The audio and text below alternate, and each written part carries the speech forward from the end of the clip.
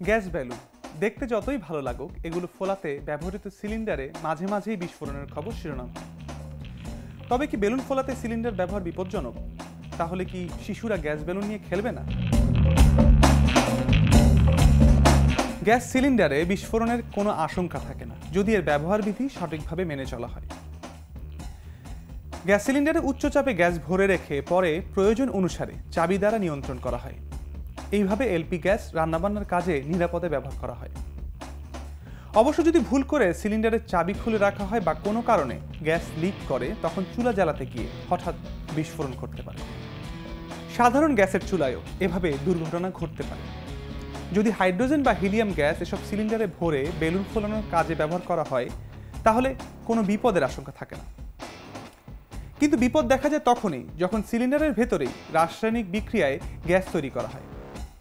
Gas balloon বিক্রেতারা না বুঝেই এই কাজটি করেন।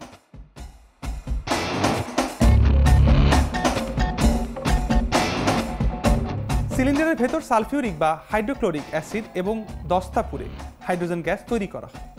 এই অ্যাসিড শুধু দস্তার সঙ্গেই নয়, সিলিন্ডারের উপাদান লোহার সঙ্গেও রাসায়নিক বিক্রিয়া করে এবং সিলিন্ডারের দেয়াল ক্ষয় করে ফেলে।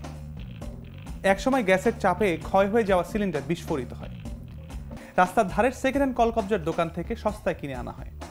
অন্যদিকে এসব সিলিন্ডারে গ্যাসের চাপ বা ধারণ ক্ষমতা কত তা না জেনেই ব্যবহার করা হয়।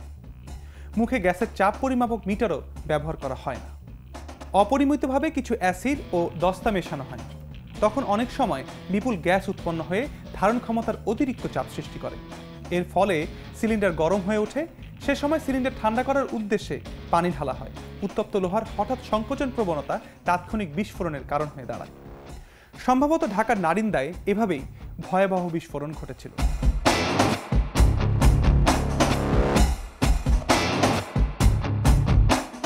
সচেতনভাবে ব্যবহার না করলে এই সিলিন্ডারগুলোই বোমার মতো ফাটতে পারে। এ ধরনের আরও তথ্য ও বিশ্লেষণ পেতে সাবস্ক্রাইব করুন প্রথম আলোর ইউটিউব চ্যানেল, লাইক ও ফলো করুন প্রথম আলোর ফেসবুক পেজ এবং ভিজিট করতে পারেন prothomalo.com। থাকুন আলোর সাথে, আলোর পথে।